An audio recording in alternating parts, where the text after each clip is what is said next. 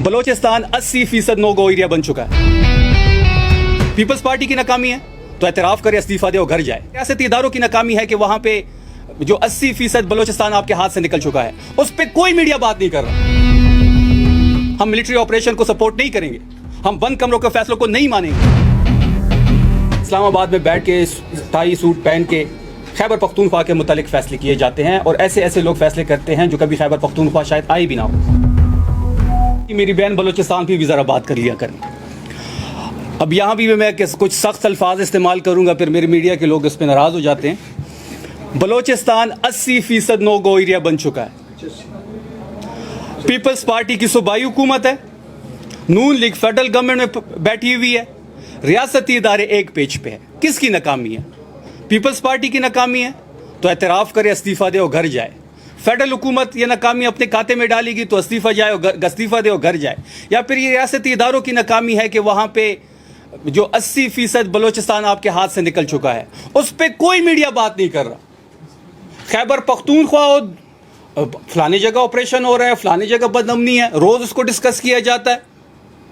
हमारी टाइम पे ये कहते हैं कि खैबर पख्तूनख्वा की हुकूमत हमारे साथ एक पेज पे नहीं है। बिल्कुल हम एक पेज पे नहीं है। हम मिलिट्री ऑपरेशन को सपोर्ट नहीं करेंगे, हम बंद कमरों के फैसलों को नहीं मानेंगे। हमने मुज़ाकरात से बड़े बड़े अहदाफ हासिल किए हैं, बड़े बड़े कबायली मशरान को बैठा के जरगों के ज़रिए हमने बहुत चीज़ें हासिल की हैं। हम वही तरीका अपनाना चाहते हैं। अगर हमारे ऊपर मिलिट्री ऑपरेशन ये इम्पोज करेंगे हम मुखालफत करेंगे, लेकिन बलूचिस्तान में तो सारे एक पेज पे हैं। पीपल्स पार्टी, नून लीग, रियासती इदारे, वहाँ नाकामी किसके खाते में हम डालें और मीडिया उस पर बात क्यों नहीं कर रहा? मैं ये बहुत हैरान और परेशान हूँ। जहाँ तक बनू की बात है या जहाँ तक खैबर पख्तूनख्वा में अमन व अमान की सूरत हाल है, सबसे बड़ा चैलेंज हमें जो है दरपेश है इस सूबाई हुकूमत को, वो अमन व अमान की सूरत हाल है फ्रॉम डे वन। इसका जो बेसिकली जो इशू है वो बंद कमरों के फ़ैसले हैं।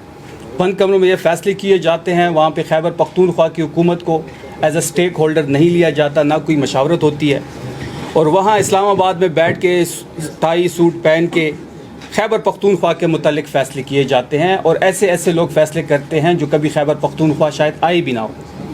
फिर उन बंद कमरों के फ़ैसलों की वजह से यहाँ पे अमन व अमान की सूरत हाल ख़राब हो जाती है।